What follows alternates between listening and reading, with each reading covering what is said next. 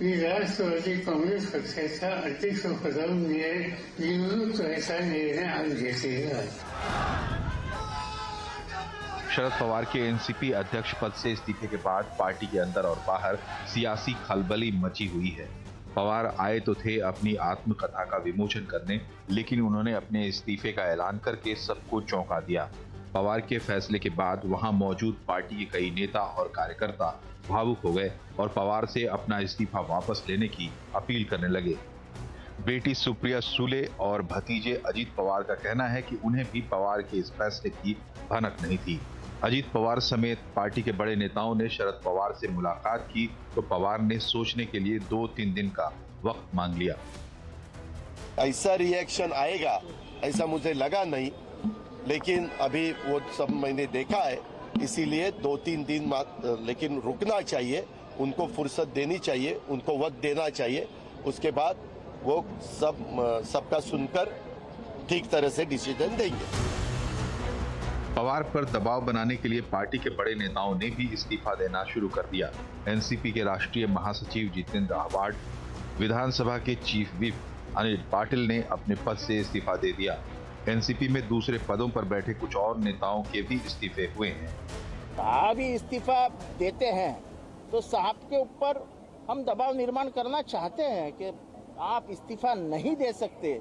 जब भारत की राजनीति इतनी गरमाई हुई है, पूरे भारत के संविधान को जब धोखा पहुंच रहा है, तो साहब नहीं जा सकते. 1-2 दिन में जो है साहब अगर नहीं मानते हैं तो फिर कमेटी की मीटिंग जो है बुलाई जाए और उसमें जो है सब तय किया जाएगा. हालांकि किसी के इस्तीफे को मंजूर नहीं किया गया है. एनसीपी के नेता पवार के हाथ में ही पार्टी की कमान चाहते हैं. शरद पवार के साथ नेताओं की मुलाकात का दौर चल रहा है. नया अध्यक्ष कौन होगा, इस पर भी मंथन शुरू हो गया है. खबर है कि सुप्रिया सुले को राष्ट्रीय जबकि अजीत पवार को महाराष्ट्र की कमान सौंपी जा सकती है. एनसीपी का कहना है कि अध्यक्ष पद के लिए सबकी सहमति से ही कोई फैसला लिया जाएगा. हमारी पार्टी में पवार साहब के मामले में या सक्सेसर के मामले में कोई दो राय नहीं होगी. जो भी फैसला होगा वो बिल्कुल सर्वानुमते होगा और सबको पसंद आए ऐसा ही फैसला अगर वो परिस्थिति आई तो होगा. पवार के इस्तीफे के बाद महाविकास अघाड़ी के टूटने की अटकलें भी तेज हो गई हैं. हालांकि उद्धव गुट की शिवसेना और कांग्रेस को अघाड़ी के बने रहने का भरोसा है. जब शरद पवार साहब के बारे में इस प्रकार का कोई निर्णय आता है तो जरूर महाराष्ट्र और देश के राजनीति में खलबली मच जाती है. आने वाले दिनों में क्या होगा हम तय करेंगे. हम पूरी घटना के ऊपर हमारी नज़र है. नहीं, कोई परिणाम नहीं होगा क्योंकि आखिर महाराष्ट्र ये शाहू फुले अम्बेडकर विचारधारा का है और मुझे नहीं लगता कि एनसीपी ऐसा कोई गलती करेगी कि जो इस विचारधारा के परे जाएगी. पवार ने 2024 के चुनाव से पहले इस्तीफा क्यों दिया, इसे लेकर तमाम तरह की अटकलें लगाई जा रही हैं. क्या पवार वाकई सक्रिय राजनीति से संन्यास लेना चाहते हैं या ये उनका कोई नया गेम प्लान है? कुछ दिन पहले खबर आई थी कि अजीत पवार कुछ विधायकों के साथ बीजेपी को समर्थन दे सकते हैं. क्या पवार के इस्तीफे को अजीत पवार पर दबाव बनाने की स्ट्रेटेजी के तौर पर देखा जाए? क्या 2024 के चुनाव से पहले पवार ने कार्यकर्ताओं को एकजुट करने के लिए इमोशनल कार्ड खेला है या फिर ये सुप्रिया सुले के लिए पार्टी में रास्ता साफ करने की स्ट्रेटेजी है? तो शरद पवार भारतीय राजनीति के बहुत पुराने खिलाड़ी हैं, बहुत मंझे हुए खिलाड़ी हैं और जब वो कुछ भी करते हैं तो उसके एक साथ कई मायने होते हैं. और इस बार भी कयास कुछ ऐसे ही हैं कि पवार साहब ने इस्तीफे की बात करके शायद एक साथ बहुत सारी चीज़ों को साधने की कोशिश की है. फिलहाल तो अब बात हो रही है कि 2-3 दिन लगेंगे कि पवार साहब क्या फाइनल फैसला लेते हैं. लेकिन इस बीच महाराष्ट्र में सरगर्मियां तेज हैं, यहाँ की राजनीति गर्म और महाराष्ट्र क्यों पूरे देश में इसकी चर्चा है क्योंकि पवार पुराने राजनीतिक है और देश की राजनीति पर भी उनकी बड़ी पकड़ रही है. महाराष्ट्र के तो वो हैं ही. तो चलिए चर्चा की शुरुआत करते हैं. हमारे साथ हैं एनसीपी के प्रवक्ता BM श्रीवास्तव, उद्धव गुट की शिवसेना के प्रवक्ता आनंद दुबे, बीजेपी के प्रवक्ता विश्वास पाठक, वरिष्ठ पत्रकार ओपी तिवारी और CNN न्यूज 18 की ब्यूरो चीफ विनय देशपांडे जो मेरे साथ स्टूडियो में मौजूद है। आप सभी का बहुत बहुत स्वागत है। तो आज की बातचीत है, डिबेट ऐसी है कि मैं किसी से भी शुरू करूं, लेकिन विनय मैं आपसे शुरुआत करना चाहता हूं। आप महाराष्ट्र की राजनीति को बहुत क्लोजली भी कवर करते हैं और पिछली 3-4 साल के अंदर तो इस राजनीति में काफी उबाल भी आए, अलग अलग तरीके के, इतने रंग एक साथ पहले देखने को नहीं मिले। अभी जो पवार साहब की इस्तीफे की बात और जो कि अचानक आई, ऐसा लगा कि वो अचानक आई, तो इसमें मेरा सवाल यही है कि क्या ये अचानक है? क्योंकि जिस तरीके से अजीत पवार साहब ने कहा कि पार्टी हमेशा नए चेहरे को मौका देती है, सुप्रिया सुले ने भी थोड़े दिन पहले ये बोला था कि ये एक वक्त आ रहा है और चेंज होगा या कोई बड़ा बम फूटेगा, शायद ये शब्द थे उनके। फिर पवार साहब ने थोड़े दिन पहले वो रोटी सेकने वाली, तो इन सारी चीजों को अगर जोड़ा जाए तो ऐसा लगता है कि कम से कम कुछ लोगों को या इन 3 लोगों को तो ये बात मालूम थी। जी जी बिल्कुल विपिन जी, इनफैक्ट जैसे आप कह रहे हैं, अभी शरद पवार जो बोलते हैं, जो करते हैं, उसके काफ़ी सारे मतलब निकलते हैं और शायद ऐसा भी वक्त आता है कि हमें वो मतलब कुछ देर बाद समझ में आता है। जो जब पर्टिकुलरली उन्होंने वो भाकरी पलटण्याची वेळ आली आहे ऐसा चेंबूर की सभा में कुछ दिनों पहले कहा, तो हमें लगा कि वो बात कर रहे हैं कि युवा नेताओं को ज़्यादा चांस मिले। वैसे भी अगर हम देखें तो पिछले 1 साल से कम एनसीपी में काफ़ी चर्चाएं चल रही थी कि क्या लीडरशिप में बदलाव आएगा। शरद पवार के हेल्थ के मद्देनज़र रखते हुए उनके और भी फैक्टर्स हैं जिनकी वजह से ये चर्चाएं थी कि क्या शरद पवार अपने रहते अपना उत्तराधिकारी चुनेंगे, क्योंकि ये बहुत ही बड़ा, अगर हम आज की स्थिति में रीजनल पॉलिटिक्स देखें और रीजनल पॉलिटिक्स में जिस तरीके से रीजनल पार्टीज हैं उनका जो अधपतन होता हुआ या उनके सामने जो थ्रेट्स हैं वो देखें, तो एनसीपी जो कि एक बहुत ही स्ट्रॉन्ग रीजनल फोर्स है महाराष्ट्र में, उसके सामने तो ये सवाल बहुत ही बड़ा था। और ये सवाल क्या शरद पवार के रहते छूटेगा या उसके बाद फिर हम देखेंगे डिसइंटीग्रेशन, ये सवाल काफ़ी लोगों को था। एक तरीके से शरद पवार ने कल बात करते हुए जब अपने इस्तीफे की बात की, उन्होंने 2 चीजें कही। उन्होंने इस्तीफा दिया लेकिन ये भी कहा कि एक्टिव पब्लिक लाइफ से मैं नहीं रिटायर हो रहा हूं, इसका मतलब मैं हूं और मैं यहां पे काम करूंगा, लेकिन जो उत्तराधिकारी होने का मार्ग है वो मैं शायद डिफाइन करूंगा। अगर आप देखें कि शरद पवार ने हमेशा पक्ष पे बहुत ही स्ट्रांग अपना होल्ड बनाए रखा है, वो उन्होंने कभी लूज नहीं छोड़ा। एक जब अजित पवार ने जो हम अर्ली मॉर्निंग शपथ विधि जिसे हम कहते हैं वो लेने के बाद भी इंटरनली पक्ष में इतने सारे चेंजेस लाए गए जिसकी वजह से शरद पवार ने फिर से अपना जो होल्ड है वो पक्ष पे कंसोलिडेट कर दिया। तो टाइमिंग इस अनाउंसमेंट का बहुत ही ज़्यादा महत्वपूर्ण है। पिछले कुछ 15-20 दिनों से काफ़ी अटकलें लगाई जा रही थी महाराष्ट्र की राजनीति में कि क्या कोई भूचाल आने वाला है, क्या शिवसेना मॉडल अब एनसीपी पर भी यूज़ करने जा रही है भाजपा, और शिवसेना के बाद क्या भाजपा एनसीपी फूटेगी। तो इन सब स्पेक्यूलेशंस में हालांकि बार बार शरद पवार हो अजित पवार हो दोनों ने इन अटकलों को डिनाई किया है पब्लिकली, लेकिन इन सब अटकलों के चलते शरद पवार का ये सडन डिसीजन जो कार्यकर्ताओं के लिए, काफी नेताओं के लिए सडन था, लेकिन अगर संजय राउत जो कि उनके करीबी माने जाते हैं उन्होंने कहा कि उन्हें सरप्राइज नहीं हुआ। अगर हम काफ़ी सारे नेताओं से बात करें, उन्होंने भी हमसे ये कहा, पार्टी के कुछ वर्कर्स ने भी हमसे ये कहा कि एटलीस्ट फैमिली में ये बात हो चुकी थी और उनको ये पता था कि ये होने वाला है। तो सिचुएशन जो है उस सिचुएशन के चलते उनका डिसीजन सडन काफ़ी लोगों को लग रहा है, लेकिन ये बहुत ही महत्वपूर्ण भी माना जा रहा है, ना सिर्फ उत्तराधिकारी के पद के लिए या कौन उत्तराधिकारी रहेगा इसके लिए, बल्कि जो अभी महाराष्ट्र के राजनीति में स्पेक्यूलेशंस चल रही हैं उसके बैकग्राउंड पे भी ये महत्वपूर्ण है। राइट, चलिए तो एक आप क्या हुआ है एग्जैक्टली, उसके क्या क्या रीजन हो सकते हैं, वो तमाम बातें विनय ने हमें बताई। श्रीवास्तव साहब आप क्या कहेंगे? देखिए आपकी पार्टी, आप थोड़ा उसे और अंदर से जानते हैं, जिस तरीके की चीजें हो रही हैं हम बाहर से देखते हैं, लेकिन जो कार्यकर्ताओं का रिएक्शन आया, आपके कुछ बड़े नेताओं का रिएक्शन आया, पवार साहब थोड़ा होल्ड भी कर गए हैं लेकिन अभी भी लगातार बातचीत जारी। इनफैक्ट अगर आज के दिन की बात करें तो कहा तो ये गया कि कुछ भी औपचारिक तौर पे बातचीत नहीं है, लेकिन सब जानते हैं कि बातचीत लगातार हो रही है, बड़े नेता मिल रहे हैं, विचार विमर्श हो रहा है। चल क्या रहा है आपकी पार्टी के अंदर? देखिए, पार्टी में तो मैं सोचता हूँ ऐसी बात नहीं चल रही है जिसको लेकर इतना चिंतित हुआ जाए। आदरणीय शरद पवार जी ने आपके नेता आंसू बहा रहे, रो रहे टीवी पे, आप कह रहे हैं चिंतित ना हुआ जाए। ठीक है, देखिए, जब आदरणीय शरद पवार साहब ने जब अचानक इस बात को कहा तो जो भावनात्मक रूप से अचानक, हाँ, ये श्रीवास्तव साहब, अचानक आपने कहा ना, अचानक, तो यही तो फिर सारी चीजों की जड़ बन जाता है। हाँ, तो मैं वही आपको बताना चाहता हूँ, जब अचानक उन्होंने इस बात को कहा तो निश्चित रूप से जो कार्यकर्ता थे, जो वहां पे नेता थे, उनको आश्चर्य भी हुआ और एक भावनात्मक माहौल उस समय बना।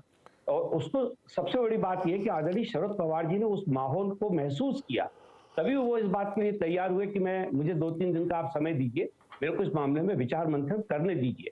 और हमारी पूरी पार्टी का रैंक एंड फाइल, जिसमें हमारे सारे नेता, हमारे सारे कार्यकर्ता शरीक है, सब लोग ये चाहते हैं कि आदरणीय शरद पवार जी अभी इस मौके पर ये फैसला स्थगित रखें, क्योंकि जिस तरह के हालात अभी देश में है, जिस तरह के हालात अभी महाराष्ट्र में, आप देखिए कि महाराष्ट्र में महाविकास आघाड़ी ने जिस प्रकार से अपने आप को सशक्त बनाया है, उसको देख के भारतीय जनता पार्टी और उनका नेतृत्व तो बहुत परेशान है। अभी हाल के जो चुनाव हुए एपीएमसी के, उसमें जिस प्रकार से हमारी तीनों पार्टियों के लोगों ने जो चुनाव जीते हैं, वो अपने आप में एक बहुत बड़ा संदेश है। एक संदेश आदरणीय एकनाथ शिंदे साहब की सरकार ने दिया है, खोखा सरकार ने।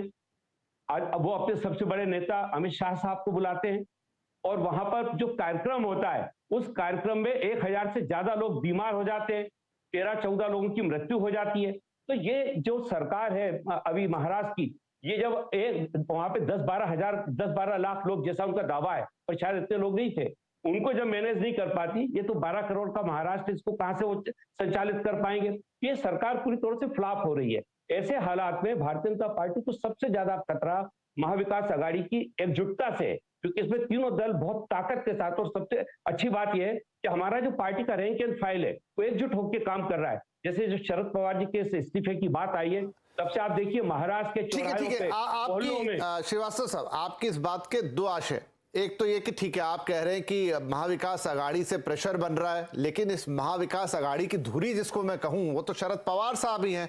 कांग्रेस और शिवसेना शायद कभी साथ ना आते अगर पवार साहब ना होते, जिस तरीके से उन्होंने बताया। तो एक मिनट, मैं और इसका दूसरा हिस्सा भी लूंगा, लेकिन दुबे साहब, अब अगर पवार साहब जाते हैं तो आपकी महाविकास आघाड़ी इससे मजबूत होगी कि कमजोर होगी? विपिन जी नमस्कार।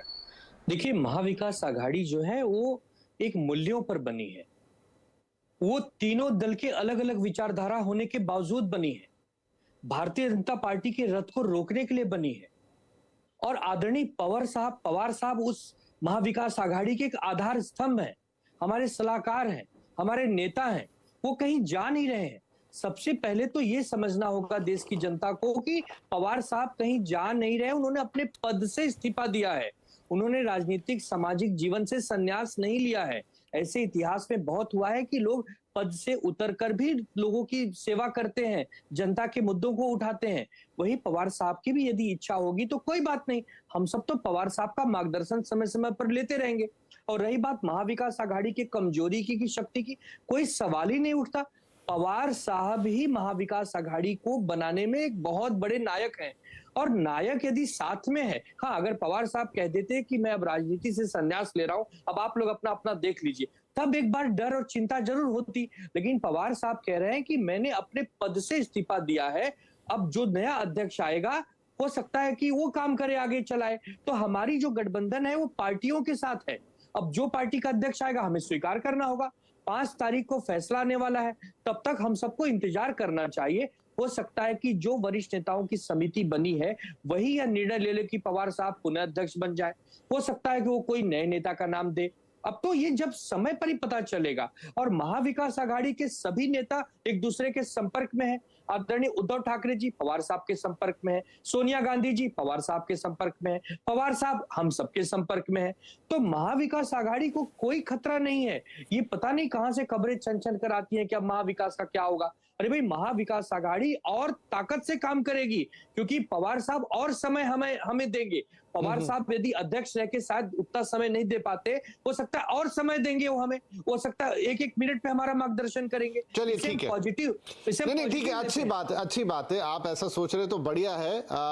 तिवारी साहब, जो अब मैंने कहा था कि श्रीवास्तव साहब की बात के दो पहलू, एक पहलू तो ये हो गया, लेकिन दूसरा पहलू वो कह रहे थे कि पवार साहब ये जो भी कुछ हुआ तो थोड़ी घबराहट हो गई भाजपा खेमे में, और तब पवार साहब की चिंता उधर से आ रही है या पवार साहब की चिंता अंदर से आ रही है, अपने खेमे से, खुद के खेमे से, खुद की पार्टी से? क्योंकि जो पिछले कुछ दिनों में हुआ, जब से सुप्रीम कोर्ट ने वो फैसला सुरक्षित रख लिया, उसके बाद जो कुछ घटा, मैं इतना पूरा एक्सप्लेन नहीं करता क्योंकि दर्शक समझते हैं उसको, चाहे अजीत पवार के जो मूव रहे उसमें, चाहे जो पोस्टर्स लगते हुए नजर आए, जो बातें राजनीतिक गलियारों में हो चली, क्या उसको बैलेंस करने के लिए पवार साहब को ये इमोशनल कार्ड कह लीजिए या यह फैसला कह लीजिए लेना पड़ रहा है? पवार साहब की चिंताएं विपिन जी दोनों तरफ से हैं, यानी आंतरिक भी हैं और जो बाहर से आप पिछले कुछ दिनों में जो नेशनल बल्कि तीन तरफ से हैं। एक अपने संगठन के अंदर से, अपने परिवार के अंदर से, फिर दूसरा महाराष्ट्र की जो पॉलिटिक्स है उसके महाविकास अघाड़ी के अंदर भी जो अभी हमारे मित्र बोल रहे थे दुबे जी कि सब कुछ बढ़िया चल रहा है और सब एक दूसरे के संपर्क में हैं, लेकिन आज पूरे दिन संजय राउत और नाना पटोले के बीच में जो चला है वो आपको भी पता होगा और कल के अखबारों में भी आ जाएगा। फिर इसी तरह से कुछ दिन पहले जो अजीत पवार ने जिस तरह से कटाक्ष किए संजय राउत जी के बयान पर, उनको कहा कि हमें कुछ लोग हमारी पार्टी के प्रवक्ता बन गए हैं, वो भी आपको ध्यान में होगा। फिर तीसरी चीज जो राष्ट्रीय राजनीति चल रही है, राष्ट्रीय राजनीति में भी एक तरफ शरद पवार जी को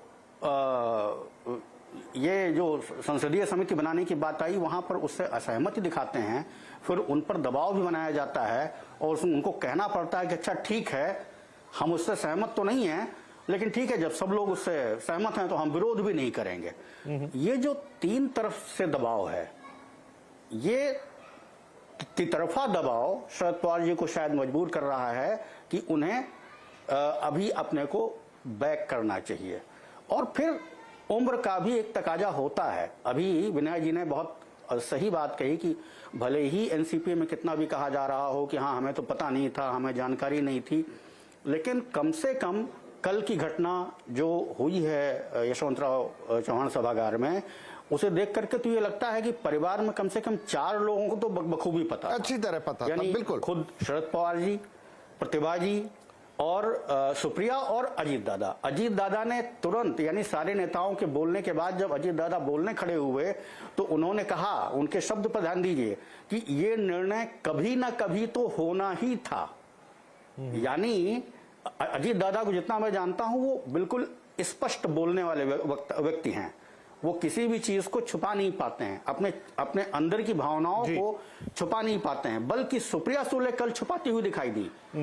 लोग इतना मुस्कुरा रहे थे उनके पवार के परिवार के, प्रतिभा जी मुस्कुरा रही थी, सुप्रिया जी मुस्कुरा रही थी। ये मुस्कुराहट क्या कहती है? सब पता था, ये सोची समझी रणनीति है। और कहीं ना कहीं कोर कमेटी या जो भी कमेटी बनी है जो 5 तारीख को बैठक करेगी, अब वो उसकी खाली मोहर लगनी है। एक सक्सेशन प्लान तैयार है, ठीक है, उत्तराधिकार बिल्कुल। तो यहाँ इंपॉर्टेंट ये होगा जरूर कि एक तो आप सक्सेशन प्लान को आगे रख देंगे, एक टाइमिंग इंपॉर्टेंट है, जिस तरह की महाराष्ट्र की राजनीति जिस जगह पर खड़ी हुई है, तो शायद एक ही तीर से कई चीजें सधेंगी। लेकिन उससे पहले विश्वास साहब, आपकी पार्टी, अब आप इसको सब दूरी से देख रहे हैं, ये सारा जो घटनाक्रम चल रहा है, इनफैक्ट आपकी पार्टी पे भी इसके इम्पैक्ट आते हैं, लेकिन सीधे तौर पे तो नहीं, या दूर से आते हैं, क्योंकि अजीत साहब एक बार पहले भी आपके साथ आए, फिर अटकलें लग गई थी, अब चलिए वो सब अटकलें हैं। आप इस पूरे घटनाक्रम को क्या देख रहे हैं, किस तरीके से देख रहे हैं? नहीं, देखिए ये जो भी चल रहा है हम बड़े बारीकी से देख रहे हैं, क्योंकि हम भी एक पॉलिटिकल पार्टी है। इनके जो अंदरूनी मामला है, इस अंदरूनी मामले से हमारी जो स्टेबिलिटी है, एकनाथ शिंदे और देवेंद्र फडणवीस सरकार तो काफी स्टेबल है। हमारे पास 161 की मेजोरिटी है, बहुत ज्यादा मेजोरिटी है, इसलिए हमारे स्टेबिलिटी पे कोई फर्क नहीं पड़ेगा। जहां तक इनके अंदरूनी मामले का सवाल है, देखिए शरद पवार जी को at the age of 82 realise होता है कि इंसान को माया मोह भंग नहीं होना चाहिए, there should not be the greed, इस प्रकार का उन्होंने वक्तव्य किया। देखिए वो उन्होंने अगर ऐसा ही करना था तो पहले अपना सक्सेशन प्लान बना सकते थे।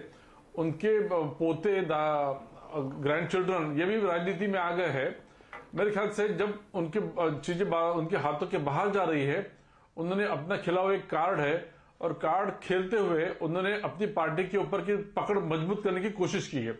देखिए, जब भी परिवारवाद आता है, परिवारवाद की जो पार्टी अब हिंदुस्तान के राजनीति में है, फिर वो अपने मुलायम सिंह यादव हो या इधर ममता, नीतीश कुमार या महाराष्ट्र में बाला साहब ठाकरे, ये जब ऐसी समस्या आती है तो बेटा या भतीजा, बेटी या भतीजा, इस संदेह में ही जो मुखिया होता है वो कंफ्यूज होता है।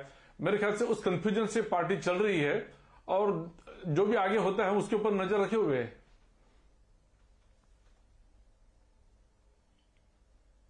चलिए ठीक है, तो यहां पर अब देखिए विनय, मैं आपके पास लौट के आता हूं। बीजेपी तो कह रही है कि उनको इस चीज से कोई फर्क नहीं पड़ता, वो दूर से देख रहे हैं, उनका अंदरूनी मामला है। तो पहली तो ये बात कि ये कितना अंदरूनी है जब बीजेपी को दूर से ऐसा लग रहा है। दूसरी बात ये कि अगर हम वापस back to the Pawar family आए तो क्या वाकई में, और है भी I think to an extent, कि ये अब एक लीडरशिप का भी द्वंद्व है, सुप्रिया सुले के पास जाए या फिर अजीत पवार के पास जाए। अभी आज भी अटकलें थी कि राष्ट्रीय लेवल पे सुले को दे देंगे, अजीत पवार महाराष्ट्र संभालेंगे। क्या दोनों ये बात मान लेंगे? और अगर ये है तो इसका पार्टी पे क्या फॉल आउट होगा? और फिर वो बाकी लोग जो इस समय आंसू बहा रहे हैं, तो क्या शरद पवार के हटने से पार्टी का जो एक वो फेविकॉल वाला बॉन्ड है वो कमजोर पड़ेगा? कई मायने होंगे इसके, इस पर क्या कहेंगे? जी बिल्कुल, देखिए शरद पवार जिस तरीके से पार्टी पर अपना पूरा होल्ड बनाए रखते हैं, उस तरीके का होल्ड अगर हम देखें तो उनके बाद ग्राउंड लेवल पे अजित पवार जो हैं उनका होल्ड हमें दिखाई देता है। आखिर एनसीपी क्या है? एनसीपी का गढ़ है वेस्टर्न महाराष्ट्र, रूरल बेस। तो वो जो आवाज़ें हैं रूरल एरियाज से या जो रूरल चीफ्टन्स हैं, एनसीपी ऐसा कोई आइडियोलॉजी से बंधा हुआ या बहुत ही स्ट्रक्चर्ड ऐसा पक्ष नहीं है। एनसीपी को अगर हम देखें तो लोकल चीफ्टन्स, वहाँ के जो लोकल स्ट्रॉन्ग मैन हैं, उन सब की इकट्ठा की गई पार्टी एक अम्ब्रेला बैनर में जो शरद पवार ने अपने हाथों से इकट्ठे रखी है। अपनी वजह से वो उन सबको इकट्ठे बांध पाए हैं। कोई भी नेता ले लीजिए, चाहे जयंत पाटिल ले लीजिए, चाहे दिलीप वलसे पाटिल ले लीजिए, कोई भी नाम उठा के देख लीजिए, छगन भुजबल, ये नेता अपने आप में इतने पावरफुल हैं कि अपने एरिया से खुद चुन के आए। तो एनसीपी का स्ट्रक्चर ही पूरी तरह से ऐसा है कि जो शरद पवार ने अपने कंधों पे वो रिस्पॉन्सिबिलिटी आज तक ली है और इसीलिए पिछले कुछ सालों से जो उनका सक्सेशन प्लान है उस पे भी काफ़ी अटकलें लगाई जा रही है। वो इसी वजह से, अगर हम देखें तो काडर के मन में जो एक्सेप्टेबिलिटी है वो अजित पवार के लिए निश्चित ही बहुत ज़्यादा है। तो इसीलिए जब अजित पवार के पर्सनल एस्पिरेशंस के बारे में बात होती है, जब अजित पवार किसी पब्लिक प्लेटफॉर्म पे ये कहते हैं कि हाँ मैं मुख्यमंत्री बनने के लिए तैयार हूँ, 2024 में क्यों, मैं आज भी बनने के लिए तैयार हूँ, तो काफ़ी चर्चाएं उमड़ पड़ती है कि इसके पीछे बेसिस क्या है, क्या उनके पीछे इतने सारे एमएलएज हैं, एमपीज हैं। तो हम देखें तो पक्ष पर उनका जो होल्ड है वो शरद पवार के बाद अजित पवार का है। ये काडर भी बताएगी हमें, नेता भी ऑफ रिकॉर्ड बात करते हुए बताएंगे। तो अभी अटकलें ये लगाई जा रही हैं कि अगर कोई ऐसा सक्सेशन प्लान बनता है जिसमें नेशनल रिस्पॉन्सिबिलिटीज सुप्रिया सुले को दी जाती हैं, स्टेट रिस्पॉन्सिबिलिटीज अजित पवार को दी जाती है, तो पक्ष वैसे भी उसी डायरेक्शन में काम कर रहा है। अगर हम देखें पिछले कुछ सालों से तो सुप्रिया सुले खुश हैं कि वो एक एमपी हैं, दिल्ली में काफी सारे वो मुद्दे उछालती हैं। द्वंद नहीं है क्या? जैसा अगर मैं थोड़ा सा जाऊं, शिवसेना वाला एक थॉट आता है दिमाग में कि वहां पर राज ठाकरे थे, वहां पर उद्धव ठाकरे थे। राज काफी हद तक ऐसे थे जिनका होल्ड काफी दिखता था, रिजेम्बलेंस दिखता था, फ्लम्बायंसी दिखती थी। वहीं पर उद्धव थोड़े से म्यूटेड थे, थोड़े शांत थे। लेकिन जब आया मामला तो वो उद्धव के हाथ में आया, फिर पार्टी में स्प्लिट भी हुआ। और क्या उसी तरह की चीज यहाँ भी है, या आप कह रहे नहीं यहाँ मामला बहुत साफ है, सुप्रिया को पता है उनको क्या चाहिए या क्या हो सकता है, और अजीत के लिए चीजें साफ हैं?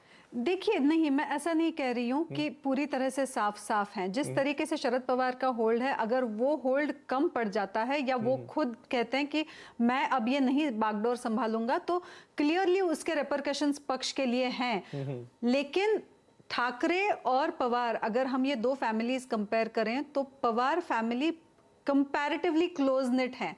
जैसा हमने राज ठाकरे और उद्धव ठाकरे में द्वंद्व देखा जो कि रास्तों पे उछला और फिर पूरा पक्ष ही जैसे फूट गया बीच में से, वैसा हम शायद एनसीपी के बारे में ओपनली ना देखें। अभी कुछ भी अटकलें लगाना बहुत मुश्किल है महाराष्ट्र की राजनीति में आजकल, लेकिन थोड़ा सा वहां पे टसल होना लाजमी है मैं समझती हूँ।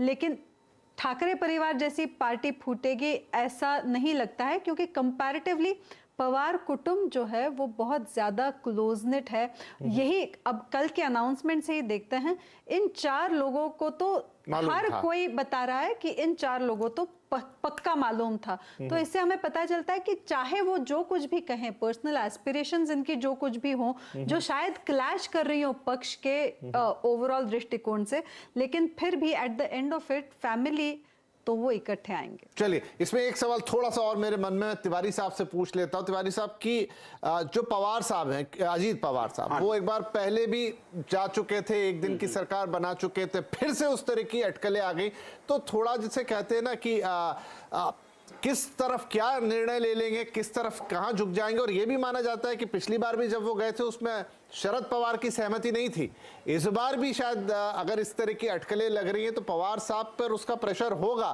कि क्या ये कोई ऐसा निर्णय तो नहीं ले ले। तो क्या ये पॉइंट ऑफ कॉन्फ्लिक्ट नहीं है पार्टी के अंदर? कुछ हद तक वो हो सकता है विपिन जी, लेकिन जो अभी विनया जी बोल रही थी ना कि पवार फैमिली ज्यादा क्लोजनेट है, पवार फैमिली वाकई उन दोनों में आप क्लियर डिफरेंस दिखता है। उद्धव यानी